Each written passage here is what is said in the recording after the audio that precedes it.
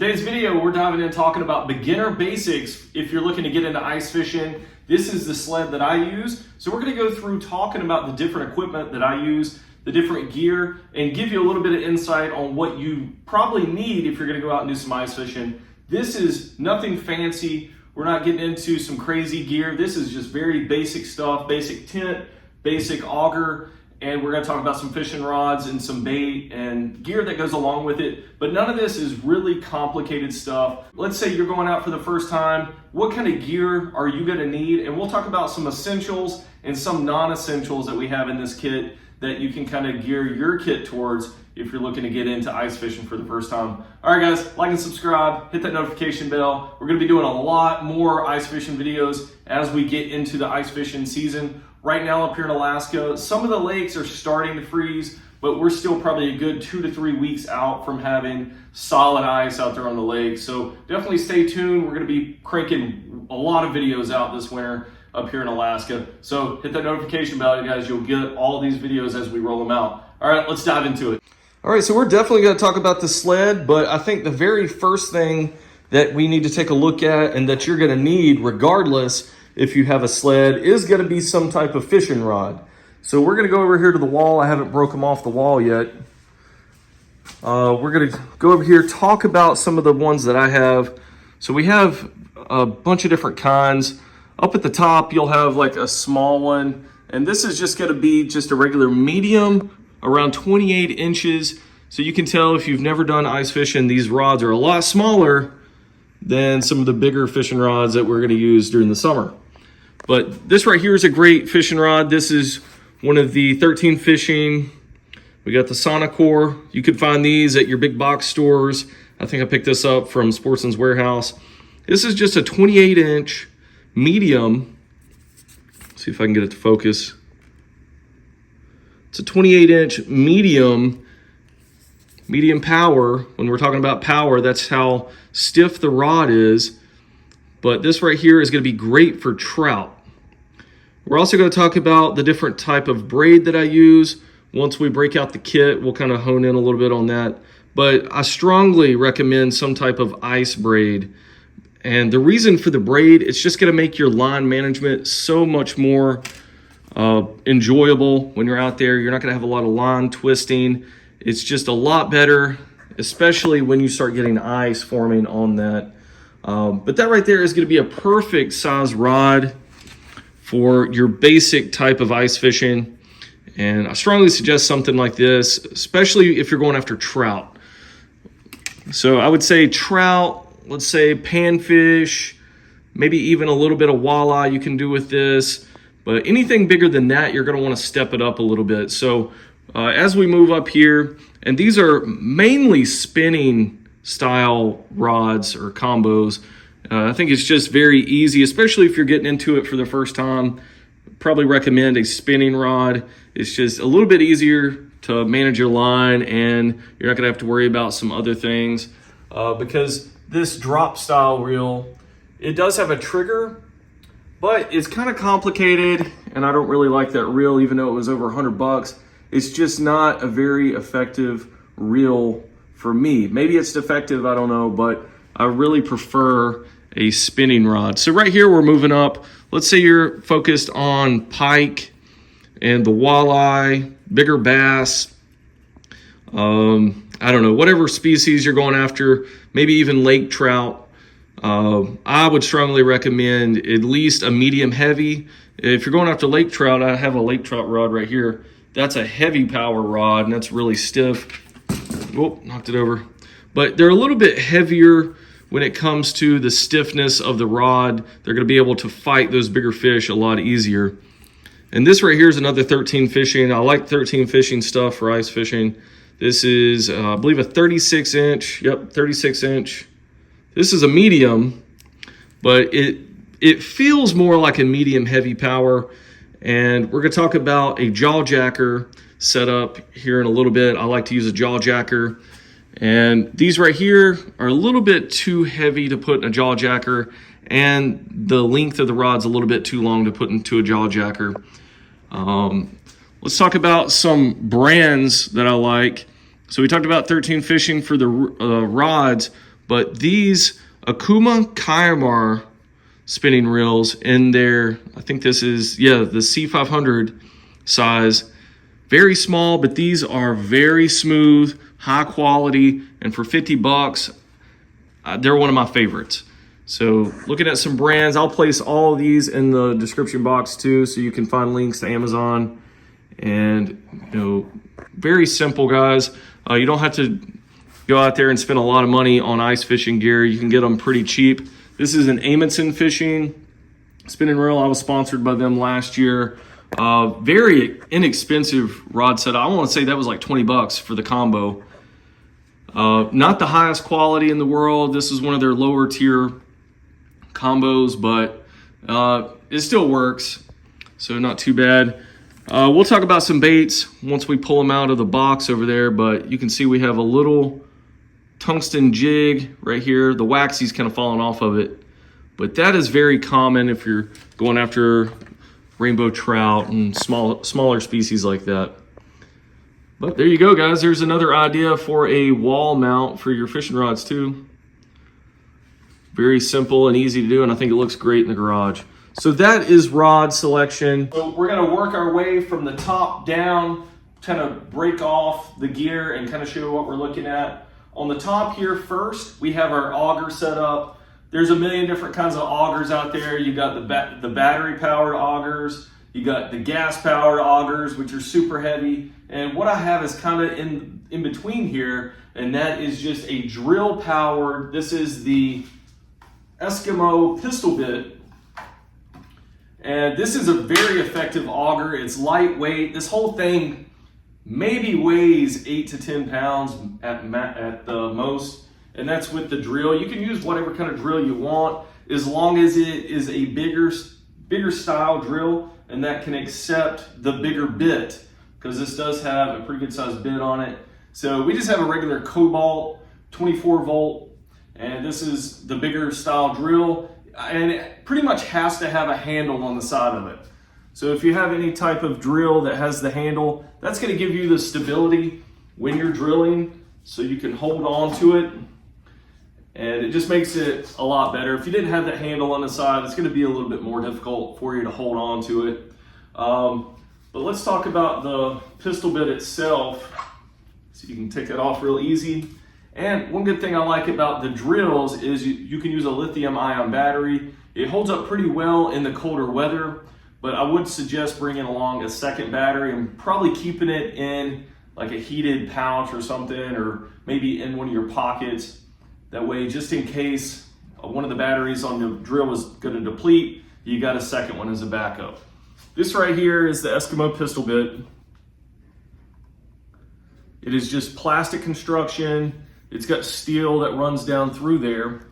And you can get extensions for these. Up here in Alaska, the ice gets sometimes upwards of, in the 40 inches thick. So we have to run an extension, and I'll show you that once we break open the box. Right here, it's got a cover. All right, and that is going to keep these blades from cutting your gear. Essentially, these are just razor blades on the end, and that's just shaving the ice to create the hole. This is just an 8-inch auger. You can get them in 6-inch, but I strongly recommend the 8-inch. It's just a little bit better as far as being able to fish out of that hole that you're drilling. But that's the auger that I use. They're pretty inexpensive as well. Definitely a lot cheaper than buying a gas-powered auger. So once you buy the drill and the pistol bit, you're probably looking at maybe 250 bucks, maybe a little bit less, depending on the drill that you get. But let's move into the next thing, that is going to be the tent. And a tent is not necessary if you're going to be doing just fishing maybe during the early season. Up here in Alaska, where it gets extremely cold down in the wintertime to negative 60, you have to have a tent. But let's say you're up in Minnesota and you're fishing early season and it's staying in the teens. I wouldn't even use a tent. So that is one thing you do not have to have if you're just fishing when it's warmer. You do not need a tent. But this right here is an Eskimo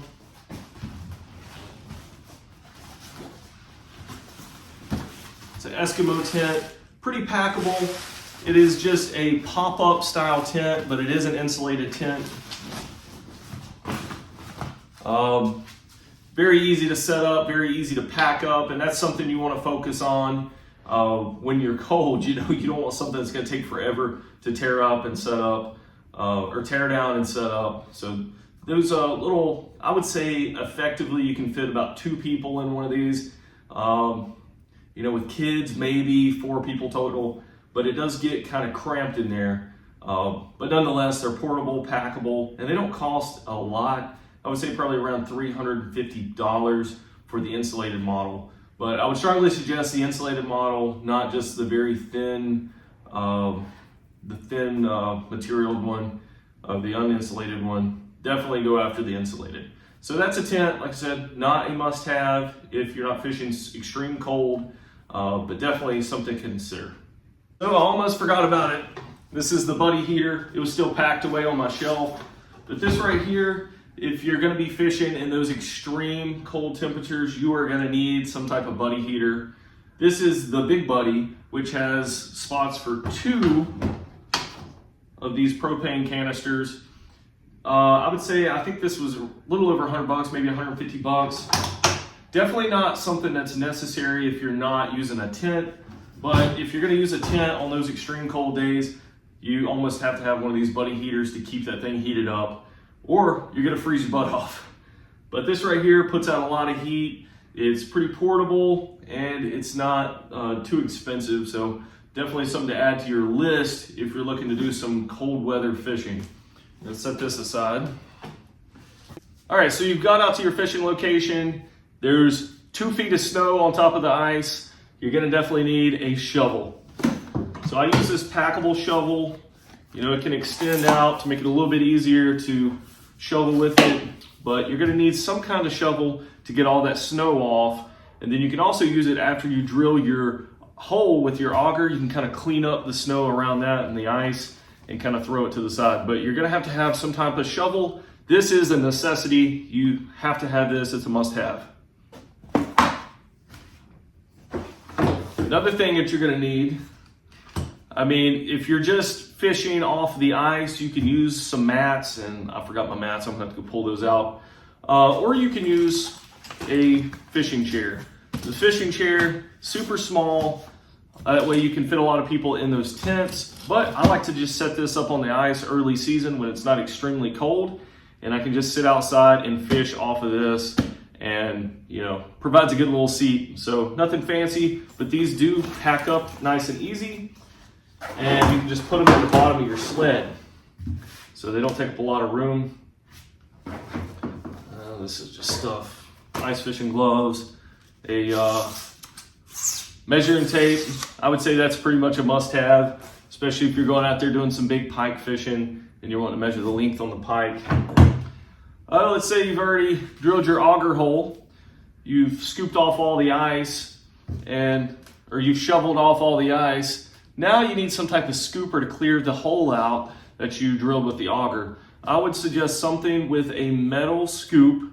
The plastic ones deform over time. I've used those for years, and they deform. The metal one doesn't.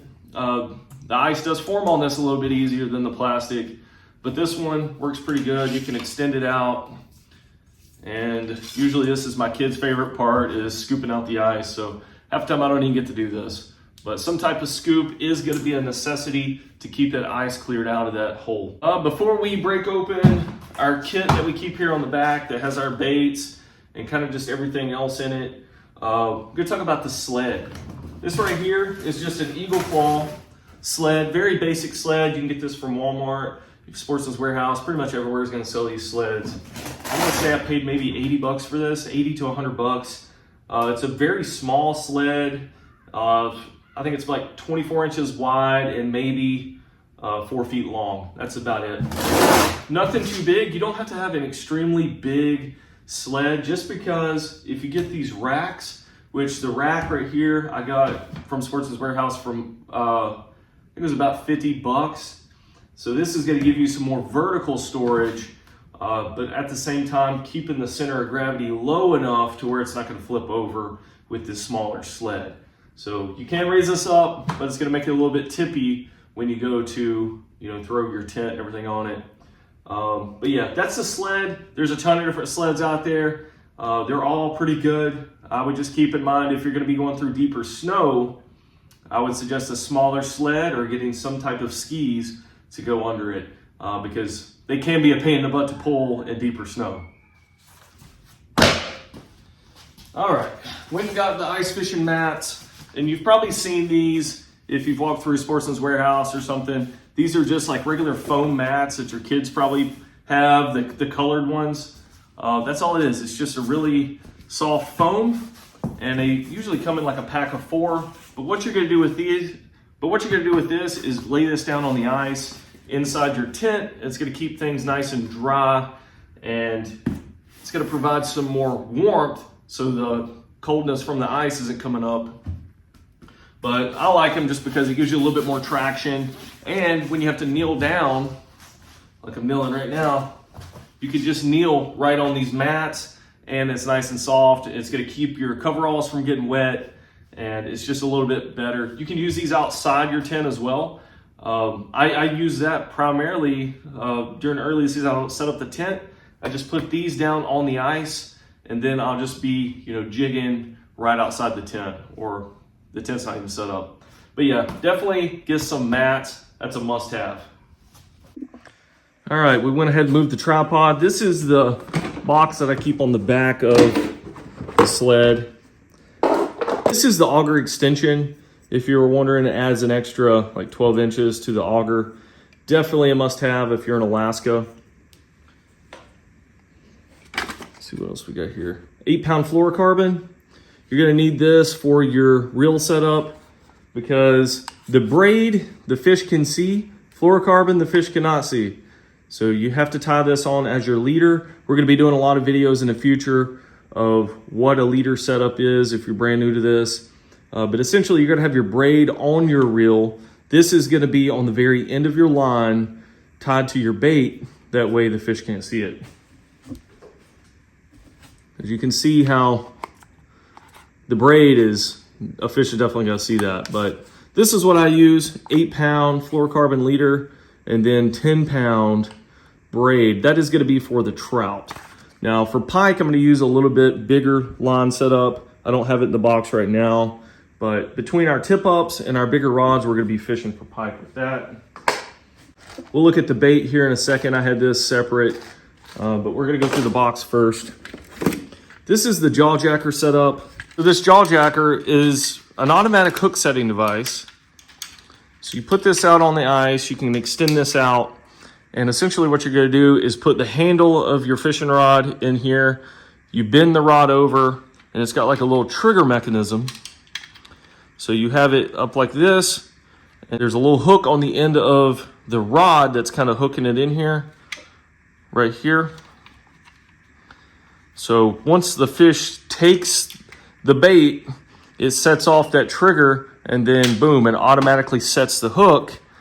And this is a great little tool to have. I want to say this is around 50 bucks. But that way you can have one set up inside your tent or on the ice. And then if something takes it, it's automatically setting the hook while you can be jigging a different rod. This one's going to be doing the work for you. So that is jaw jacker. Now this right here is our transducer sonar setup. This is not a must-have either. The jaw jacker is definitely not a must-have, but this is just a Garmin striker and very simple to set up. This is their portable fishing kit, and I want to say this is like maybe 150 to 200 bucks. I can't remember, but if you're trying to chart the bottom or see how deep the water is or see if there's any fish down there, then the Garmin Striker 4, I believe, is an awesome addition to your kit, but definitely something that's not mandatory to have, just a nicety. So let's dig on down in here. We do have a tip up. This is for pike. I would say this is a must-have if you're going after pike. You can take your shad, you can take herring, you can take pretty much any little bait fish and put on the end of it. And this right here is gonna be set up on the ice over a hole by itself. And when a fish takes the bait, it's gonna spin the little spool here, which makes the flag go up. And you can set a ton of these up on the ice. But I would say if you're going after pike, this is a must-have. Definitely look into tip-ups, and we'll talk about tip-ups in later videos as well. But just something to keep in your mind if you're going after pike. We have a backup scooper. This is just a very portable plastic scooper. All right, what else we got in here?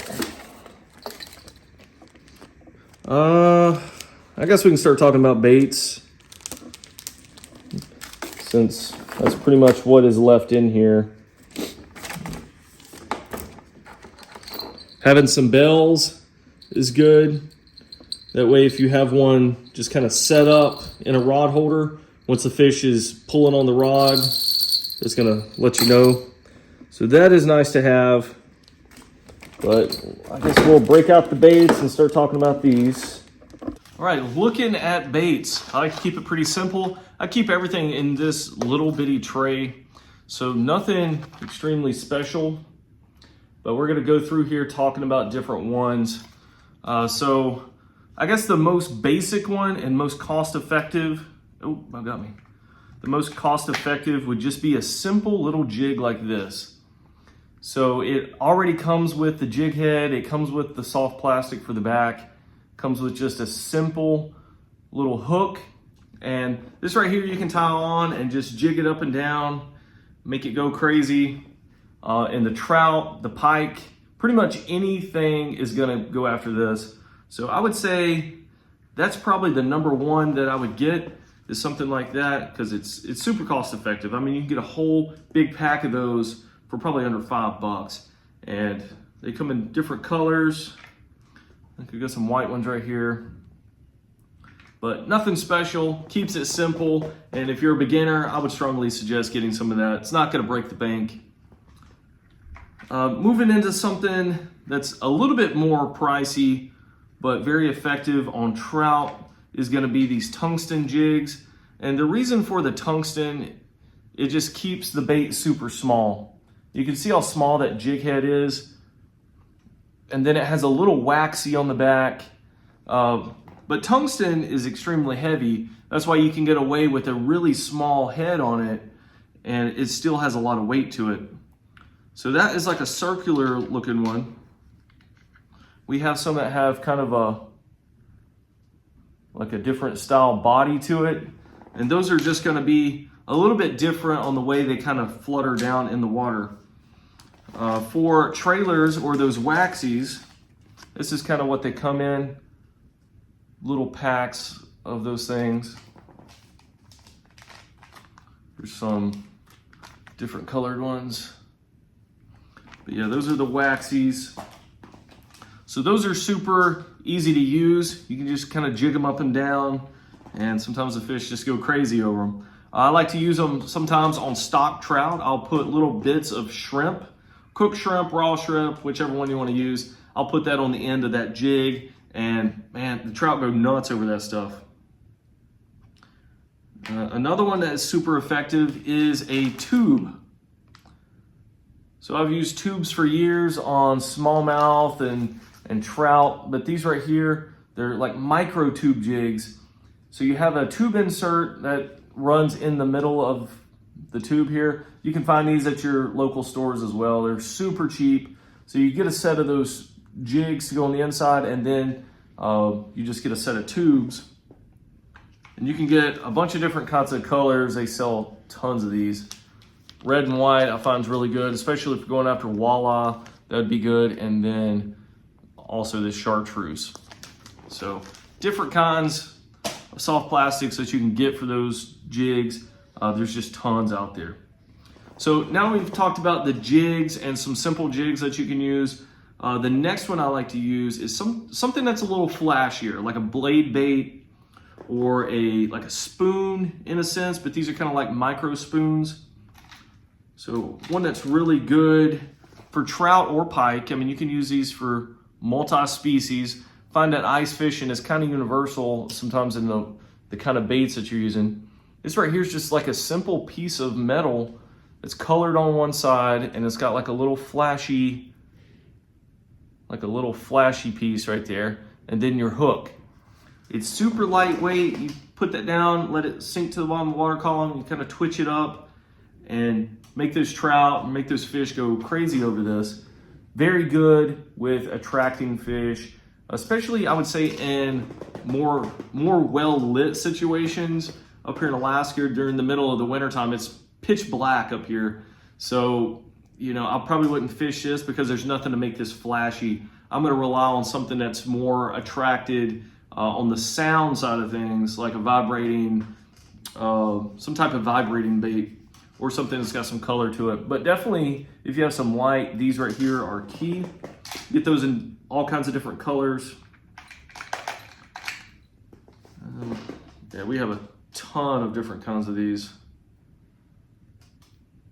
All right, this one has like some feathers on the back, give it a little bit more action. This can also help it float down a lot slower. It's giving a little bit more surface area. I like those. This one right here, it's kind of got a vibrating weight on it. So it's got some little beads in there that vibrate. But all of these are gonna kind of, the action on them is gonna be a lot different from each other. Some are weighted, some are not. When they flutter back down in the water, they all act a little bit different. These are some of my favorite.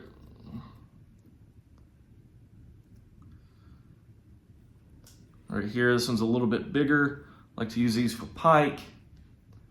Very good blade baits. This one's really good. I can't remember what this one's called, but I can't remember. Those are really nice. Let's see. So those are kind of like the mini spoons or the mini blade baits that we're using. The next one that we're going to talk about is going to be something that is kind of like a mini lipless crankbait. These right here vibrate, or all the ones I have vibrate. Little bitty guys. All right. I don't know if you can hear that. I think you're just hearing the hooks, but there is some rattles inside this. So you can let this kind of sink to the bottom and kind of rip it up, let it flutter some. That's gonna key the fish in, especially in lower light situations. So I think you definitely need to get some of these style baits. Yeah, get you an assortment of different colors of them. And these are gonna be good for getting some type of reaction strike. Another one that's kind of similar to that one, and this is kind of like a blade bait as well, but you can see it's super thin. But these are great for pike. I like these for pike and like predatory fish.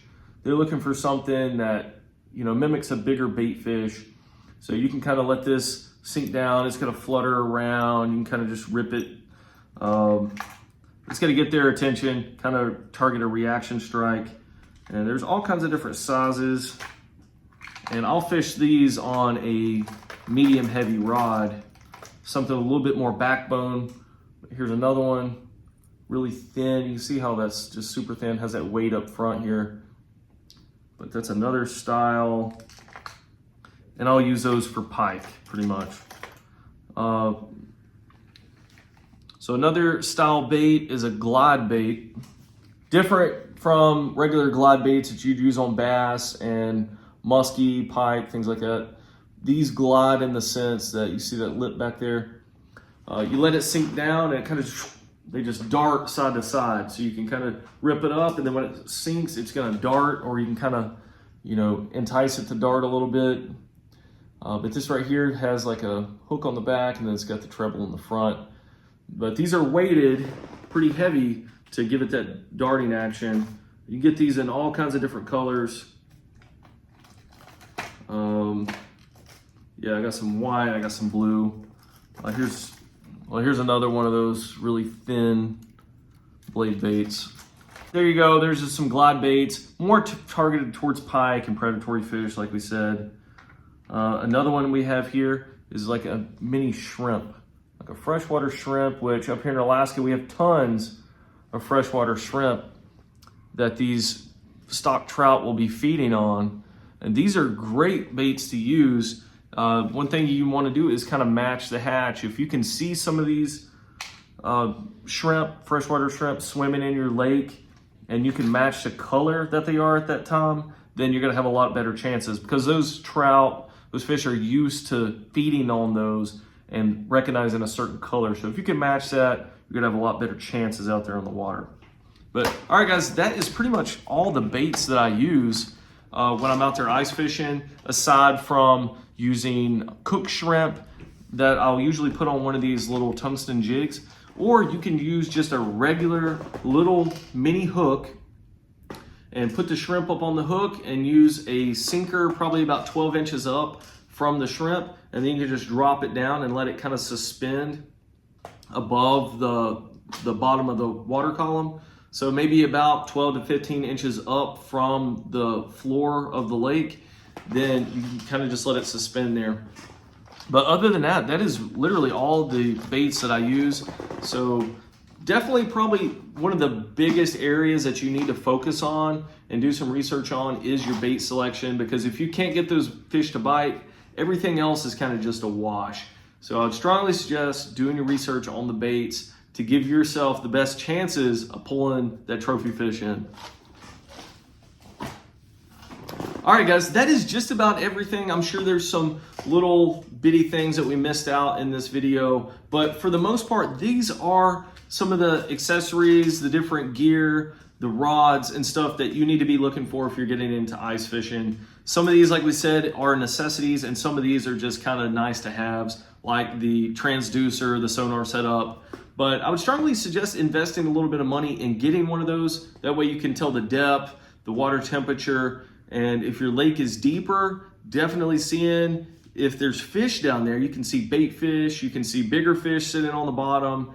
It's just gonna give you a lot better understanding of what is in the water. If you're fishing more shallow lakes and you know it's shallow, then maybe not so much, because the sonar cone is not gonna be too wide. Let's say your lake is only 8 feet deep, then the cone is not gonna be that big. So it's not gonna be covering a big, big area underneath that sonar. So you're not gonna be able to see a lot of fish.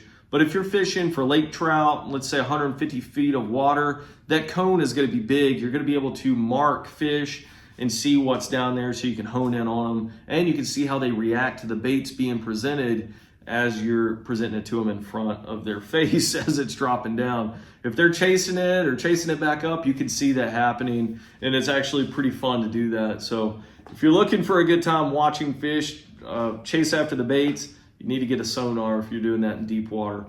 But that is all we have today. If you have any questions, comments, concerns, put those in the comment box below. I'll go ahead and put all of this stuff in the description box, so it's a one-stop shop, easy to find. And guys, everything that you purchase on these Amazon links that I'm putting in the description box helps me out on the channel, helps me get more gear that I can, in return, put it right back into the channel and present it to you guys. So we're looking to do that. So if you want to help out, definitely purchase through those links. But guys, thanks for watching this video, and we will catch you in future videos. Definitely stay tuned and hit that notification bell, because we're going to be doing a lot more fishing related videos with the ice fishing stuff. So we're going to be going through all kinds of tips and tricks, different outings, and hopefully getting on some big fish this year. I'm super excited for the ice to start forming on these lakes so we can get out there. All right, guys, we'll catch you guys later.